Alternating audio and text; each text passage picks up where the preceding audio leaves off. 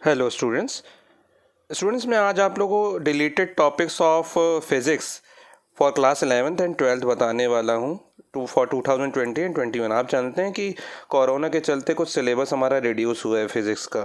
ठीक है, तो आज मैं आपको वन बाय वन पहले 12th का फिर 11th का कितना सिलेबस रिड्यूस हुआ है, कितना टॉपिक है, कितना टॉपिक रिड्यूस हुआ है, डिलीट हुआ है, कितना है और उसमें क्या आना चाहिए क्या नहीं आएगा इस बार मैं आपको बताऊंगा वो।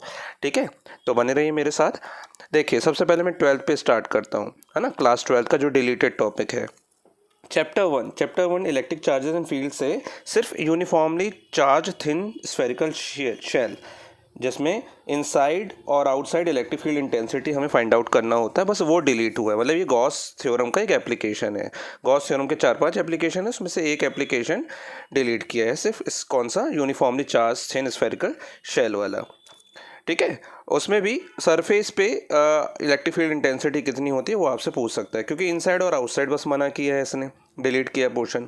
ठीक है, फिर चैप्टर नंबर 2 है आपका इलेक्ट्रोस्टैटिक पोटेंशियल कैपेसिटेंस। तो वहाँ से बच्चों कुछ भी डिलीट नहीं किया, वहाँ से सारे इंपॉर्टेंट टॉपिक्स आपके साथ रहेंगे। कैपेसिटेंस का वेटेज तो आपका वैसे भी IIT JEE मेंस एडवांस में ही बहुत होता है ना। तो इस बात को शायद ध्यान में रखते हुए उन्होंने डिलीट नहीं किया है। ठीक है, फिर चैप्टर नंबर 3 करंट इलेक्ट्रिसिटी से carbon resistors, colour code for carbon resistors, series and parallel combinations of resistors. ठीक है, इसको डिलीट किया गया है। तो carbon resistor, colour code for carbon resistor, तो ये पहले भी नहीं आता था इतना। ठीक है, हाँ, series and parallel combination of resistors. ठीक है, ये 10th का आप समझ लीजिए, आपने 10th में पढ़ा हुआ था सीरीज एंड पैरेलल कॉम्बिनेशन। ठीक है, हालांकि आपको अभी इसमें इस चैप्टर में metre bridge potentiometer electrical devices Kirchhoff's law उसमें पढ़ना है, तो उसमें आपका ये कॉम्बिनेशन लगेगा। हाँ, लेकिन इसी पे बेसिक है ना, इसी पे एलिमेंट्री आइडिया इसका नहीं आएगा। मतलब कि इसी पे इसका कोई जो डेरिवेशन होता है ना, कि R=R1 + R2 + R3 dash RN होता है, और पैरेलल में 1/R=1/R1 + 1/R2 होता है, तो वो नहीं आपको प्रूफ करने को आएगा और उस पर ऐसे कोई क्वेश्चन नहीं आएंगे। ठीक है, लेकिन कंसेप्ट तो लगेगा, तो आपको सीखना तो पड़ेगा इसको। ठीक है, फिर चैप्टर नंबर 4 है मूविंग चार्जेस मैग्नेटिज्म। हाँ, इसमें से आपको बहुत सारा पोर्शन डिलीट हो गया है, मतलब बहुत इंपॉर्टेंट पोर्शन डिलीट हो गया, बहुत सारा नहीं, बहुत इंपॉर्टेंट पोर्शन डिलीट हो गया है। हुआ तो सिर्फ एक ही पोर्शन है, एक ही टॉपिक है। ठीक है, वो कौन सा है, साइक्लोट्रॉन बहुत ही इंपॉर्टेंट टॉपिक था बच्चों, तो यहाँ से डिलीट कर दिया गया है। खैर कोई बात नहीं। चैप्टर नंबर 5 में से magnetic field intensity due to magnetic dipole, यानी कि bar magnet along its axis and perpendicular to axis, ये डिलीट हुआ है। Torque on a magnetic dipole in a uniform magnetic field, ये डिलीट हुआ है। तो बच्चों, ये आप समझ रहे होंगे कि चैप्टर नंबर 1 में आपने इलेक्ट्रिक फील्ड इंटेंसिटी डायपोल की निकाली थी, एक्सियल पोजीशन पे और इक्वेटोरियल पोजीशन पे, है ना। तो वही आपको किस में पढ़ना पड़ता है, आपको इस चैप्टर में मैग्नेटिक डायपोल के लिए पढ़ना पड़ता है। तो ये समझ लीजिए, वहाँ से डिलीट नहीं हुआ तो यहाँ से डिलीट कर दिया है इन्होंने, एक टॉपिक सिमिलर है क्योंकि, तो ये डिलीट कर दिया। वहाँ पे एक इलेक्ट्रिक फील्ड के लिए पढ़ते हैं, यहाँ पे मैग्नेटिक फील्ड के लिए पढ़ते हैं, है ना, तो ये डिलीट कर दिया है। और torque on a magnetic dipole, वहाँ पे भी है, आप एक इलेक्ट्रिक डायपोल आप उसमें यूनिफॉर्म इलेक्ट्रिक फील्ड में रखते हैं, तो उसमें से इलेक्ट्रिक फील्ड, उसमें टॉर्क निकालना रहता है हमें, तो वो वहाँ पे है फर्स्ट चैप्टर में। तो यहाँ से मैग्नेट के चैप्टर से ये तीनों ही टॉपिक डिलीट कर दिए गए हैं। ठीक है, फिर है मैग्नेटिक जो मटेरियल्स होते हैं आपके, है ना, पैरामैग्नेट, डायमैग्नेट, फेरोमैग्नेटिक सब्सटेंसेस। ठीक है, उनको डिलीट किया गया with examples electromagnets and factors affecting their strengths, permanent magnets, ये सब डिलीट किया गया है। ठीक है, तो ये थोड़ा सा इंपॉर्टेंट भी था, लेकिन बहुत सारी चीज़ें हैं इसमें। अर्थ मैग्नेटिज्म है वो आता है इसमें, हिस्टैरिसीस लूप है वो आता है ना, तो वो सारी चीज़ें भी रखी गई हैं। फिर बच्चों चैप्टर नंबर 7 है ऑल्टरनेटिंग करंट, जो बहुत इंपॉर्टेंट टॉपिक है और उसमें सारे इंपॉर्टेंट टॉपिक रखे गए हैं। जो अनइम्पॉर्टेंट है, जो नहीं आता था कभी, wattless current and power factor. ठीक है, ये नहीं आएगा। तो पावर फैक्टर तो बच्चों सभी में लगता है, उसमें सारे जो 7 टाइप के सर्किट्स हैं आपके, RLC, LC, RC, RL and C, है ना, इंडिविजुअल, तो वो सब में ही पावर फैक्टर आपको निकालना रहता है। ठीक है, तो पावर फैक्टर उनमें ज़रूर आएगा, लेकिन पावर फैक्टर अलग से कोई बेसिक आइडिया नहीं आएगा कि पावर फैक्टर डिफाइन करिए, है ना, या उस पर कोई न्यूमेरिकल आ गया, तो ऐसा नहीं आएगा इस पर। ठीक है, चलिए, फिर उसके बाद है बच्चों चैप्टर नंबर 8 इलेक्ट्रोमैग्नेटिक वेव्स, जिसमें basic idea of displacement current, ये डिलीट कर दिया गया है। तो चैप्टर नंबर 8 तो वैसे ही बहुत छोटा सा है, उसमें सिर्फ 3 मार्क्स का ही आता था। ठीक है ना, अब गिनी चुनी चीज़ें आती थी, जैसे कि प्रॉपर्टीज़ आती थी, यूजेस आते थे वेव्स की, सारी वेव्स होती है electromagnetic waves, X rays, UV rays, है ना, माइक्रोवेव्स, तो ये सारी की सारी इसमें आती थी। और एक डिस्प्लेसमेंट करंट का डेरिवेशन आता था, तो डिस्प्लेसमेंट करंट का डेरिवेशन अभी भी आ सकता है, बस उसका बेसिक आइडिया हटाया है। ठीक है, फिर इसके बाद है chapter number 9 ray optics and optical instruments. इस चैप्टर का आप जानते हैं वेटेज बहुत ज़्यादा है और ये बहुत लेंथी चैप्टर है, बहुत बड़ा चैप्टर है। तो उसमें से आपका रिफ्लेक्शन ऑफ लाइट, जो कि आप 10th क्लास में भी आप पढ़ चुके हैं, तो वो सिर्फ आपका हटाया है। स्फेरिकल मिरर्स हटाया है। रिकैपिचुलेशन मिरर फॉर्मूला, मतलब कि रिकैपिचुलेशन का मतलब होता है जो संक्षिप्त है इसका। संक्षिप्त मतलब कि जो ब्रीफ है, ब्रीफ मतलब कि जैसे स्फेरिकल मिरर के बारे में कि स्फेरिकल मिरर क्या होता है, तो 10th क्लास में आपने पढ़ा हुआ है, तो वो सब चीज़ें हटाई, मतलब छोटी छोटी चीज़ें हटाई, मतलब कि उसके जो डेरिवेशन है अभी भी आपको पढ़ने ही हैं। मिरर फार्मूला आपको पढ़ना ही, मिरर फार्मूला मतलब कि मिरर फार्मूला का जो लास्ट एक्सप्रेशन है ना, बस वो नहीं हो सकता उसका डेरिवेशन भी ना आए फिर भी, लेकिन एक बार कर लीजिएगा, बस छोटा सा जो डेरिवेशन है वो आप कर लीजिएगा। ठीक है, तो ये इसमें जो छोटी छोटी चीज़ें हैं, बेसिक आइडिया, संक्षिप्त, है ना, वो हट गया है इसमें से। चलिए, फिर स्कैटरिंग ऑफ लाइट जो कि थियोरेटिकल पोर्शन है, blue colour of sky and reddish appearance of the sun at sunrise and sunset, ये डिलीट कर दिया गया है। ठीक है ना, पहले तो रेनबो डिलीट किया गया, फिर अब रेनबो का कंसेप्ट डिलीट किया, अब ये सनराइज और सनसेट का कंसेप्ट डिलीट कर दिया गया है ना। तो इससे कुछ खास फर्क नहीं पड़ा था। ठीक है, फिर इसके बाद है resolving power of microscope and astronomical telescope, ये हटा दिया गया है। इसमें से रिजॉल्विंग पावर है ना, पूरा का पूरा डेरिवेशन आपको करना है, मैग्नीफिकेशन तक का करना है, बस रिजॉल्विंग पावर जो होगा। ठीक है, रिजॉल्विंग पावर के बच्चों दो सिर्फ क्वालिटेटिव आइडिया हमने सिर्फ, हमारे वैसे भी सिलेबस में क्वालिटेटिव आइडिया उसके दोनों रिजॉल्विंग पावर का सिर्फ फॉर्मूला था, चाहे माइक्रोस्कोप हो चाहे टेलीस्कोप हो, सिर्फ फॉर्मूला था और उसका छोटा सा कंसेप्ट था, तो वो हटाया है यहाँ पे। ठीक है, और पोलराइजेशन हटाया, तो पोलराइजेशन का भी सिर्फ क्या हटाया है, रिकैप्चुलेशन हटाया है एक्चुअली। ठीक है, plane polarize light, Brewster law पूरा डेरिवेशन सहित हटा दिया है। Uses of plane polarize light and polaroids, है ना, पोलराइड एक छोटा सा पोर्शन था जिसमें 4-5 लाइनें थी कि पोलराइड क्या होता है, उसकी क्या प्रॉपर्टीज़ होती हैं, है ना, तो ये सब हटाया है। ठीक है, फिर इसके बाद है चैप्टर नंबर 11। चैप्टर नंबर 10 बच्चों, चैप्टर नंबर 10 में से कुछ भी नहीं हटाया है आपका।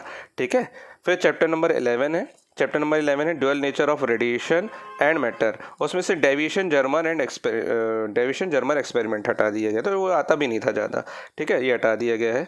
इसके बाद है बच्चों chapter number 12 atoms, chapter number 12 में से कुछ भी नहीं हटाया है आपका।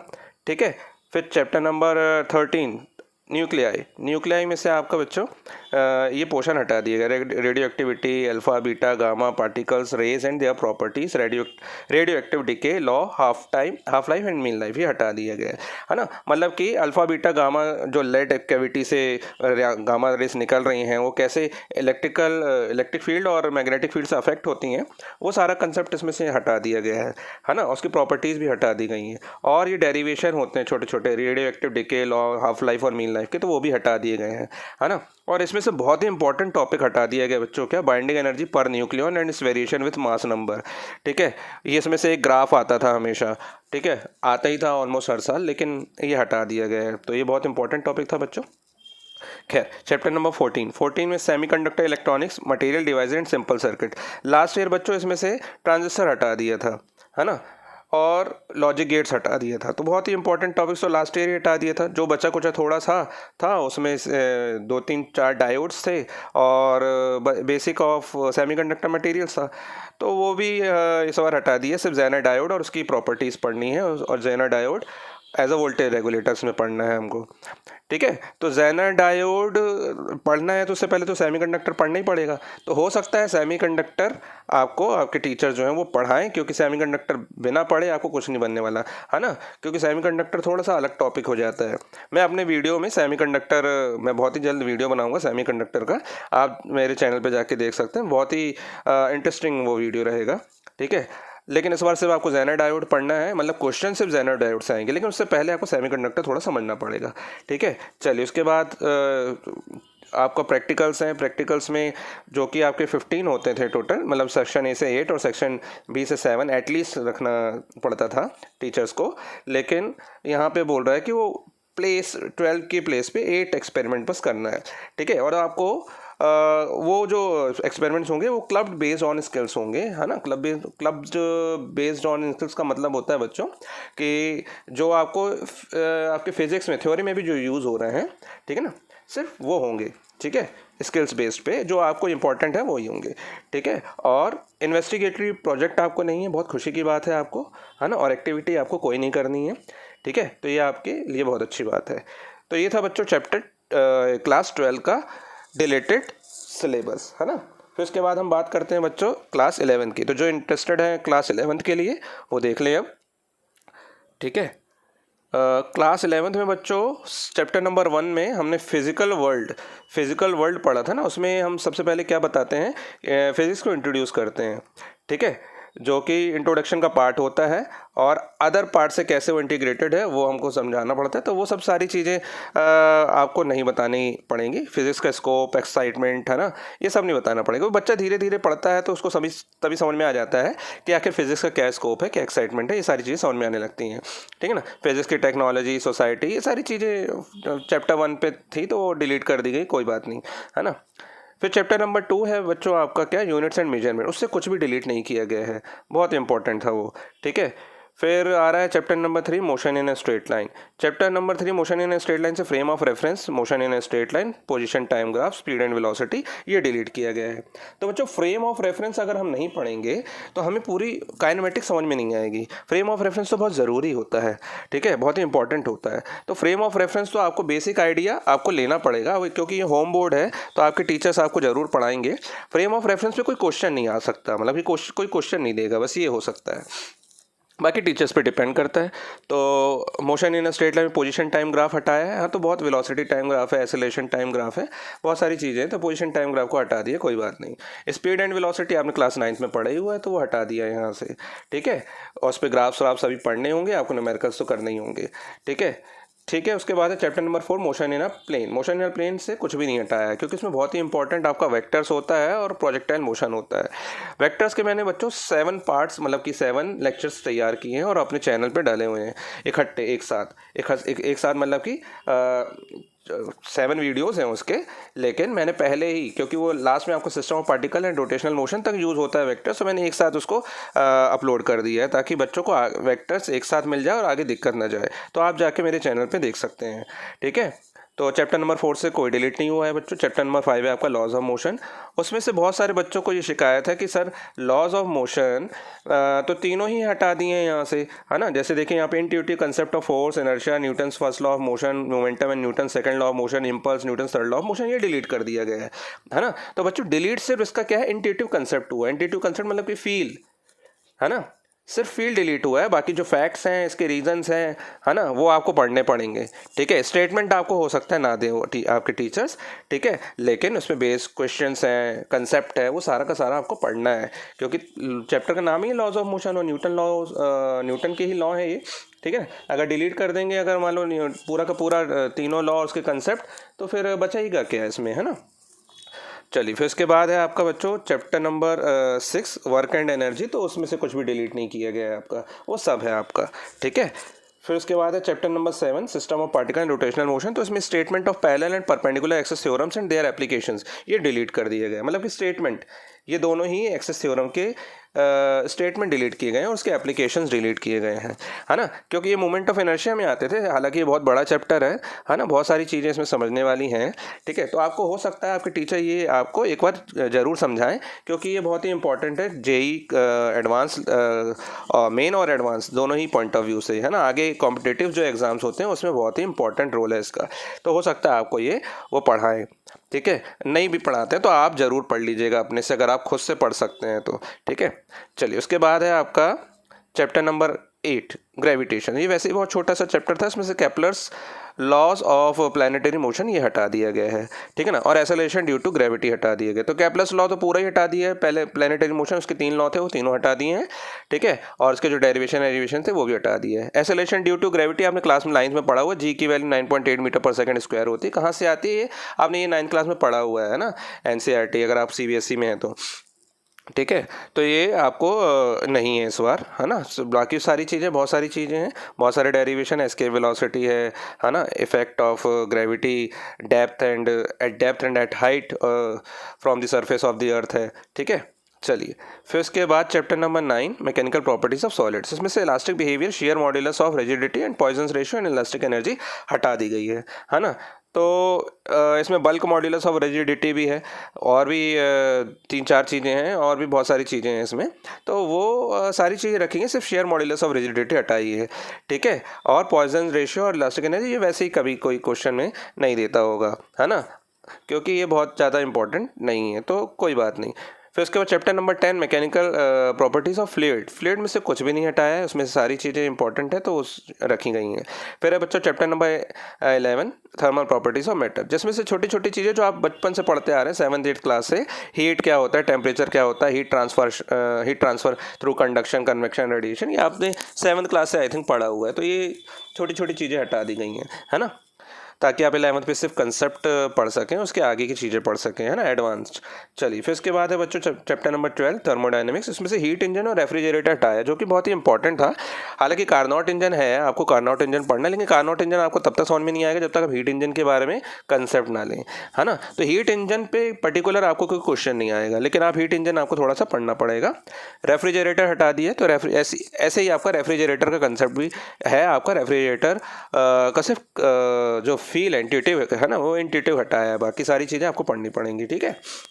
बाकी आपके टीचर पे डिपेंड करता है कि वो आपको क्या दे रहे हैं और क्या पढ़ा रहे हैं। अगर वो पढ़ा भी रहे हैं तो आपका बोर्ड है, कोई प्रॉब्लम नहीं है बच्चों इससे, है ना। फिर चैप्टर नंबर 13 है आपका, क्या चैप्टर नंबर 13 होता है काइनेटिक थ्योरी ऑफ गैसेस, तो उसमें से कुछ भी डिलीट नहीं किया गया। फिर चैप्टर नंबर 14 है आपका ऑसिलेशन, वो भी बहुत इंपॉर्टेंट है आगे के फिजिक्स के पॉइंट ऑफ व्यू से भी, तो उसमें से भी कुछ डिलीट नहीं किया गया बच्चों। चैप्टर नंबर 15 है वेव्स, उसमें से फंडामेंटल मोड ऑफ हार्मोनिक्स और डॉपलर इफेक्ट ये हटाया गया है ना। तो डॉपलर इफेक्ट इसमें से समझ लीजिए बहुत इंपॉर्टेंट था, वो हटा दिया गया है, पूरा का पूरा हटा दिया गया है, ठीक है।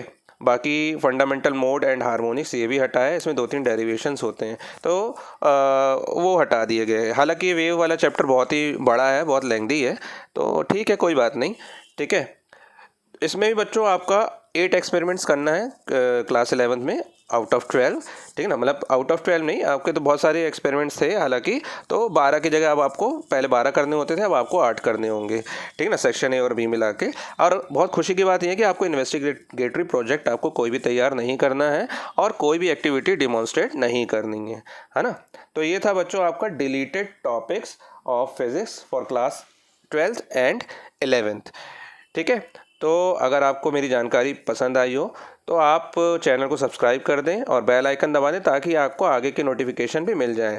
आगे भी मैं अभी आपको पता हो शायद सीबीएसई ने अब जो हमारा एजुकेशन सिस्टम है उसमें से थोड़े से चेंजेस किए हैं, तो मैं बहुत ही जल्दी आजकल में एक वीडियो बनाऊंगा, जो बहुत सारे लोगों को समझ में नहीं आ रहा है कि आखिर चेंजेस क्या हुए हैं, है ना। तो मैं बहुत ही जल्दी वो वीडियो जारी करूँगा जिसमें आपको उसकी जानकारी मिल जाएगी, लेकिन आप उससे पहले चैनल को सब्सक्राइब कर दीजिए और बेल आइकन का जो बटन है वो प्रेस कर दीजिए, और शेयर कर सकते हैं तो शेयर भी कर दीजिए अपने फ्रेंड्स में।